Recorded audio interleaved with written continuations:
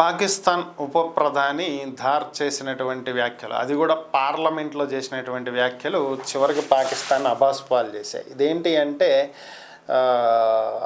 బ్రిటన్కి చెందినటువంటి ఒక మీడియా, యూకేకి చెందినటువంటి ఒక మీడియా చేసినది టెలిగ్రాఫ్ అనేటువంటి ఒక వార్తా సంస్థ ఒక కథనాన్ని ప్రచురించిందని. అదేంటంటే dispute of air heroes Pakistan అని చెప్పి ఒక వార్తని ప్రచురించింది. అంటే ఆకాశానికి రారాజులు పాకిస్తాన్ ఎయిర్ ఫోర్స్ అని చెప్పి ఒక కథనాన్ని ప్రచురించిందని. దీంతో ప్రపంచానికి అర్థమైంది పాకిస్తాన్కు ఉన్నటువంటి వైమానిక దళం ఎలాంటిది అనేది.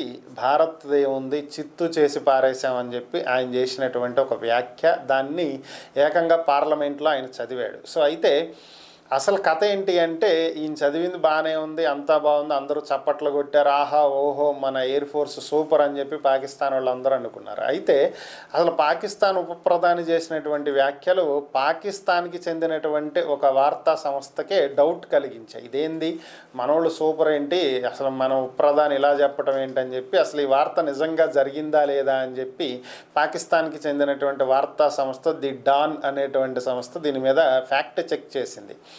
సీన్ కట్ చేస్తే అర్థమైంది ఏంటి అంటే, అది ఎవరో పాకిస్తాన్కి చెందినటువంటి ఆకతాయిలు ఏఐతో ఒక న్యూస్ పేపర్ డిజైన్ చేసి దాన్ని సోషల్ మీడియాలో పోస్ట్ చేశారు.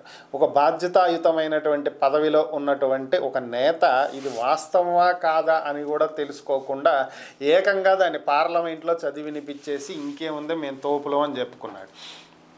సీన్ కట్ చేస్తే ద డాన్ అసలు విషయాలను బయటపెట్టింది. దీంతో పాటుగా ది టెలిగ్రాఫ్ అనేటువంటి యూకేకి చెందినటువంటి వార్తాపత్రిక అసలు అలాంటి కథనాలు ఏవి కూడా మేము ప్రచురించలేదు, మాకు దీనికి ఎలాంటి సంబంధం లేదని చెప్పి తేల్చి చెప్పింది. దీంతో అబాస్పాలు అవ్వాల్సిన పరిస్థితి ఉప ప్రధానికి ఏర్పడింది. దీంతో పాకిస్తాన్ ప్రజలంతా కూడా తిట్టిపోస్తున్నటువంటి పరిస్థితి.